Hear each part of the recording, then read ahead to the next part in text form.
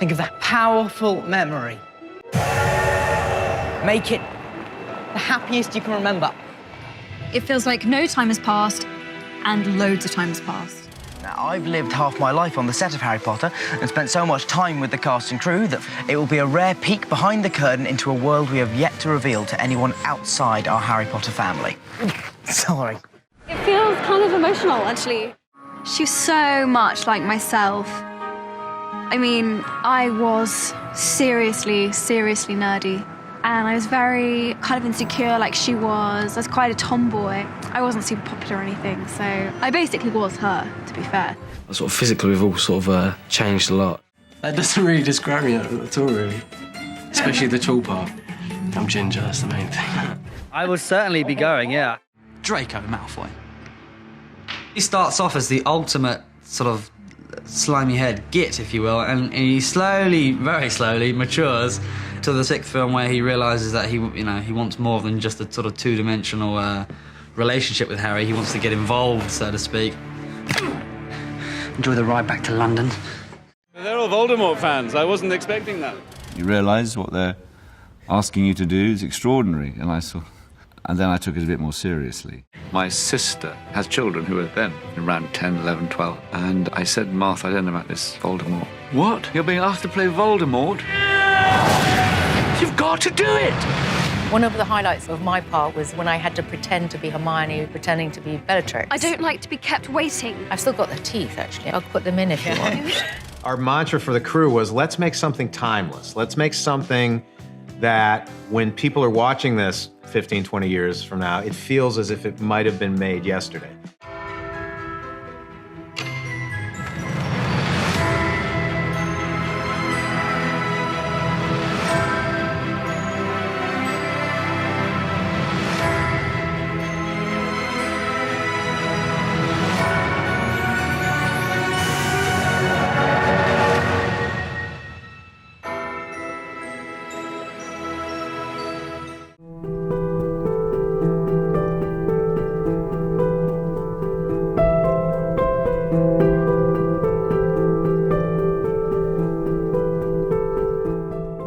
Lovely to see everyone. It really has. I didn't know if it would be. I thought, because I have a very mixed relationship with nostalgia, because it's just so much feeling that it can be weirdly painful sometimes, because there's so much of life to take in that happened in those 10 years. Something happened where it was just like the comfort of the people that I've known for such a long time and the history that we share and that sense of safety. And then I think once I started feeling really safe, just like enjoying everything that we made and that we created and feeling like we could kind of celebrate and just enjoy being together. This is the perfect time to sit down with everyone and kind of reminisce, because it's so nostalgic and it's everywhere. It's never really left me. It's kind of, it's found so many different new lives, and even the music can kind of stir it for me. There's so much nostalgia, I think, threaded into these movies. Hello, everyone. You are about to see the special features for the Harry Potter films. October 2nd, 2000, the day it all began. There was magic and chaos. We're talking shocking allergic reactions, a mortified young actor, and paparazzi worries.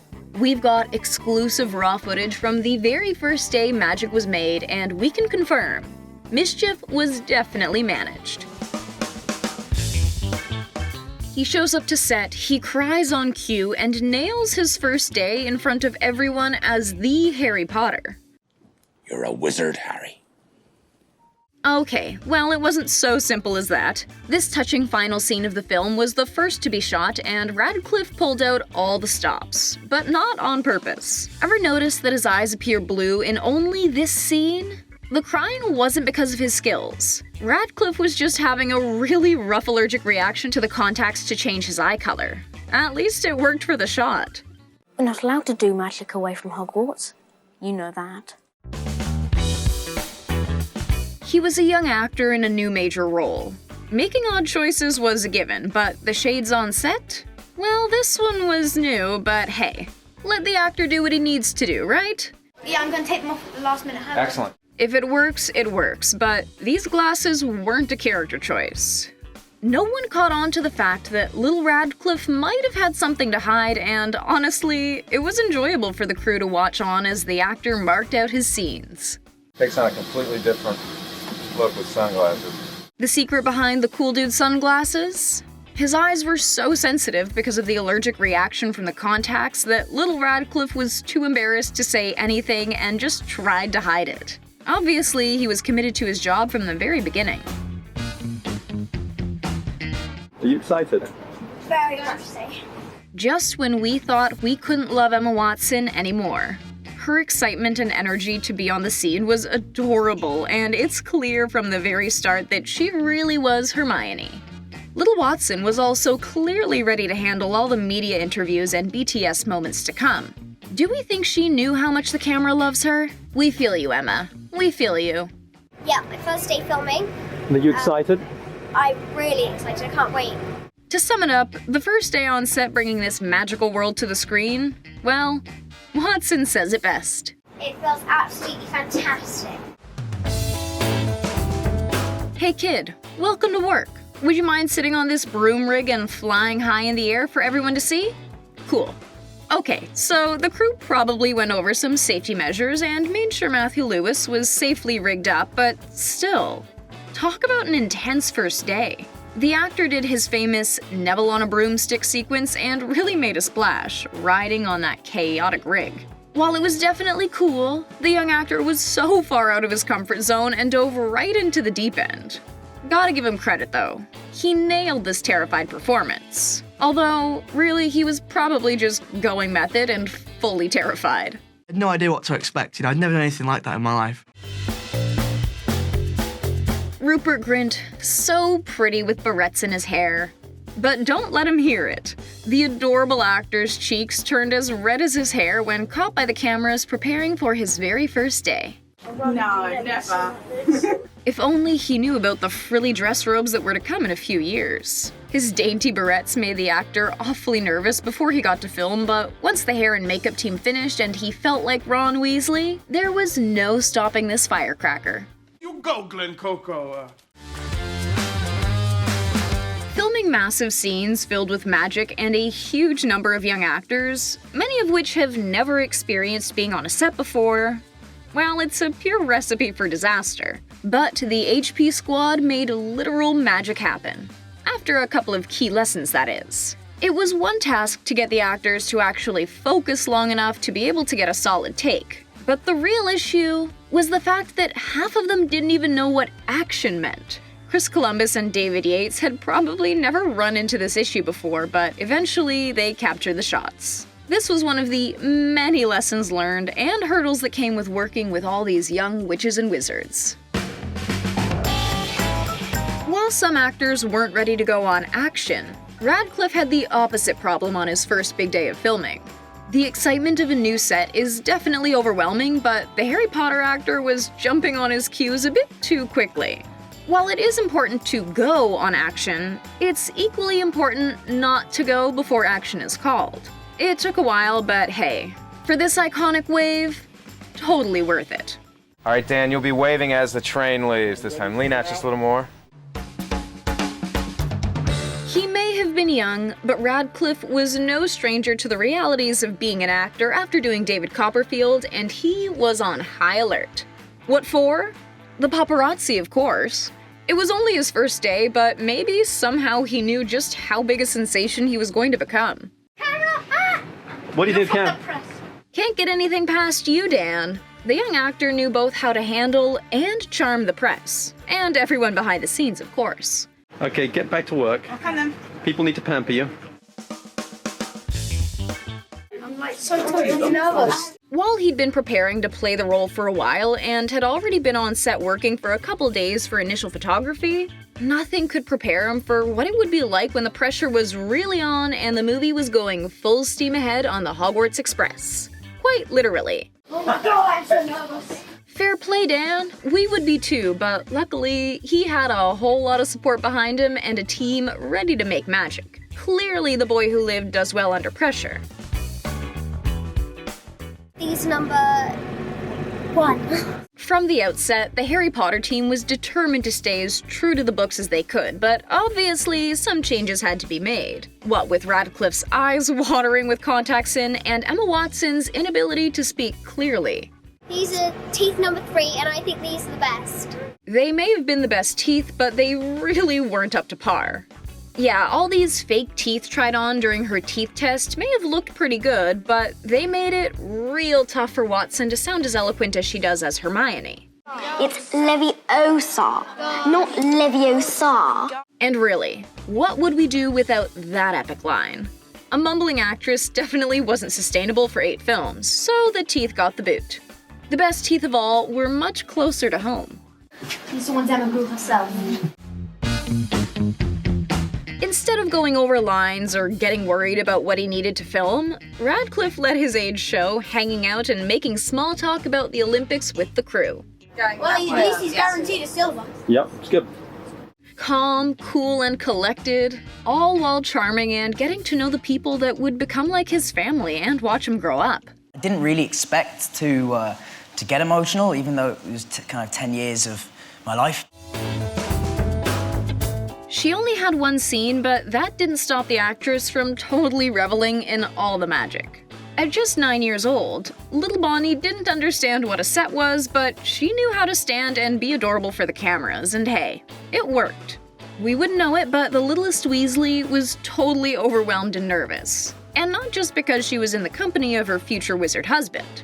We're totally jealous of the fact that in her very first job on set, she got to hang out with the Dame Julie Walters. Acting royalty much? Being on set is a lot less intimidating with an acting legend there to take you under their wing. Especially one this feisty. Do you want a bit of malarkey? A room full of smiling young actors. Is there anything better? For Chris Columbus, it probably would have been this same room full of young actors, but actually focused instead of just grinning ear to ear in awe. What did he expect though, really? The group scenes were as hectic as you'd imagine, all while being perfectly adorable. As for the Golden Trio, well, they weren't getting stellar grades just yet, since they hardly could get through a scene without laughing or just getting too distracted. Thank goodness the editing team was well versed in cuts, since most of the movie had to be put together line by line and shot by shot. I think everyone's a bit more kind of relaxed, really. Imagine having to perform an epic role as a young kid with hundreds of people there to witness every moment. And that's a go on stage fright. Luckily, little Dan managed it extremely well when it came to his performance, but behind that lightning bolt scar and round glasses, the actor was jittering with nerves. Solid work considering so many people on set were curious and waiting to get close to the young whiz. From day one, Grint was guilty of laughing throughout scenes. This was a bad habit that wound up lasting the entire franchise, but in the early days, Alan Rickman decided to take Little Grint under his wing. A well-respected actor by this point, Rickman had some tricks up his sleeve. When it came to trying not to laugh during a scene, just try to rest your face and keep your mind clear. This advice worked for the Snape actor, but Rupert?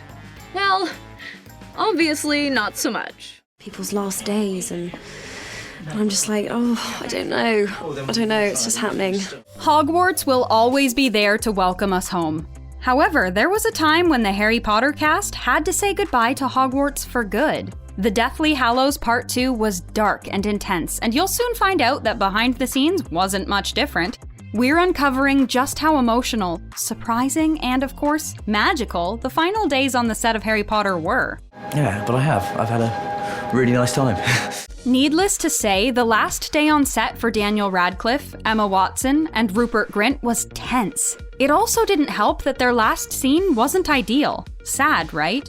The movie may have ended with the beautiful epilogue on platform 9 3/4, 19 years in the future. But for the Golden Trio, their Harry Potter journey ended surrounded by a green screen while they continuously jumped onto a mat. It would turn into the epic scene of their characters running through the Ministry of Magic in the final cut. But, as producer David Barron put it, they took it in turns, diving on the crash mat, and after 2 or 3 times, that was it. That was the end of Harry Potter. All in all, it was kind of anticlimactic for a franchise that was the exact opposite. When cut was called for the final time, the three of them broke down into tears. It's not surprising that Daniel called the whole ordeal bizarre. I was so upset on the last day. I really was. After they wrapped, the three leads were brought to a screen where they watched an extremely emotional video that production had put together. There were laughs, hugs, and some more tears. But the real heart-wrenching moment was when Dan gave this emotional goodbye speech. I love this place. This has been my life. And so it's going to be very, very odd, I think, for all of us. If you thought your life was completely changed when Harry Potter came to an end, imagine how they were feeling at that moment. We just hope they had all the fun at their wrap party that night. It just always seemed such a far away thing, really. What's a party without gifts, right? Emma and Dan 100% were not ready for how bizarre their wrap gift from Rupert was going to be. As a tribute to their 10 years as the most iconic trio, Rupert gifted Emma and Dan, wait for it, engraved trumpets. Yes, like the musical instrument. He says he has no idea why, he just thought it'd be a good idea. Rupert gave me a trumpet which he had self-engraved. I don't play the trumpet. For Daniel, wrapping his time on Harry Potter meant being extremely unsure of his future. After all, at that time he had spent more than half his life on that Warner Brothers movie set. Like Dan said, There'll never be a frame of any of these films that I don't look at and connect immediately to a memory. He always mentioned how much he'd actually miss Harry himself. Harry was like a best friend to Dan, and we all know we never forget a best friend. Stuff I got to do in this part which I loved and will probably never have a chance to do again. Emma's final days on set had her reflecting on how grateful she was to have the opportunity to star in these films in the first place, and be able to play a character who was so independent, outspoken, and smart. From the outgoing 11-year-old auditioning in her drama class to a household name, she truly believes they were all lucky enough to be real-life chosen ones. We were the chosen ones, yeah. Rupert's goodbye to Ron might have been the hardest, only because he said they basically became one person. Take a listen. I'm gonna miss kind of playing Ron. But, just like Dan, Rupert struggled with the fact that he wasn't entirely sure what life was without Ron and Harry Potter. But he still brought his iconic ice cream truck to set on the last day for everyone to enjoy. It's kind of been my life every day, every hour. It's what it's all been about. And to not have that anymore is quite emotional. Tom Felton wasn't a part of the Golden Trio, but Harry Potter was in his life just as long. He was so grateful for everything he got to learn in those years. I've grown up around some of these incredible people. I've learned so much as an actor. His last day on sets consisted of filming multiple endings for Draco. While this scene, where Draco redeemed himself by fighting with his schoolmates, was cut, Potter! Tom was still proud of the development he was able to give Draco over the years. Overall, filming on the Deathly Hallows Part 2 was a great experience for Tom. He even got to work alongside his then-girlfriend, who starred as Draco's future wife, Astoria Greengrass, in the epilogue. I think in that respect we've learnt a lot, and we've taken a lot from the place. It's only going to be positive things, really. Another longtime cast member, Matthew Lewis, who played Neville Longbottom, also had the time of his life bringing his character's transformation to life. His last day on set was spent filming scenes of the Battle of Hogwarts, where Neville became an integral part of defeating the Dark Lord. From an 11-year-old who lost his toad to an adult who slayed Nagini with the Sword of Gryffindor, he definitely got some of the best development. The last 10 years, that evolution of a character has been incredible. However, we were shocked to find out that Neville's scene with Voldemort was the first time Matthew had ever spoken to Ralph Fiennes, even though they'd both starred in the franchise for years. That is Alan and David Thewlis' last day on Harry Potter. If you need proof that Alan Rickman was wildly different from Professor Snape, here it is. On his last day on set, he spent hours in his trailer drinking tea and talking to the younger cast members about what they were planning to do with their careers. Specifically, Matthew Lewis, who had been scared of him for a decade, but had finally worked up the nerve to speak with him. You know, it was because I was terrified, but you were incredible, and I just want to say thank you for allowing me to work with you for 10 years. Apart from giving advice to his younger co-stars, Alan's last scenes were filmed in the Hogwarts Great Hall, where he had to duel with Maggie Smith, also known as Professor McGonagall. He said it was one of the most awkward scenes he'd ever had to film, because of the respect he had for Maggie, but it had to be done. Part of his final scene was actually meant to be cut from the final films, until J.K. Rowling stepped in and saved the moment by requesting all the battle scenes stay true to the novels. It was a very changing thing, of course, as it would be over 10 years. All in all, it was an emotional few weeks as each cast member reached their final days on set of Harry Potter. Final bows, hugs, and tears seemed to be the main theme behind the scenes of the Deathly Hallows Part 2. No matter how big or small their roles were, each actor played an integral role in making the wizarding world as amazing as it is. Going through her own journey, but very, very much her own self. The truth is, after a decade of spending almost every day together, the cast and crew became one big family. They celebrated birthdays and holidays together. There was never a day on set that went by where they didn't make lasting memories with one another. I am still very much in touch with everyone that I worked with. The final battle was the last scene a lot of the cast filmed, and was even where this iconic cast photo was taken. But just listen to the cast explain how eerie it was to be filming on the set of a destroyed Hogwarts, with rubble and body limbs scattered everywhere. Yeah, no, it's quite sad seeing it all smashed up, because we've kind of grown up here, so... The crew even ran into some problems when they were destroying the Hogwarts set in preparation for the scenes. The set caught on fire and cost the studio thousands of dollars. Talk about going out with a bang. While filming the epilogue, the studio went through a lot to make sure no paparazzi caught sight of the cast with their aged makeup. They had stand-ins acting as Dan, Emma, and Rupert, who led the public to an entirely different place to where they were filming on location. Oh my god. That's really funny. While it's been over a decade since the cast spent their final days on set, they're still showing their love for the franchise in a lot of ways. All the proof you need is in the cast fangirling over the wizarding world at Universal Studios here, or one peek at Tom Felton's TikTok. At the end of the day, the cast is just like us, people who fell in love with a story about the boy who lived. Yeah, I mean, definitely there's emotions. It's those movies were our childhood. We grew up on those sets, so it has incredible meaning to all of us, I think. And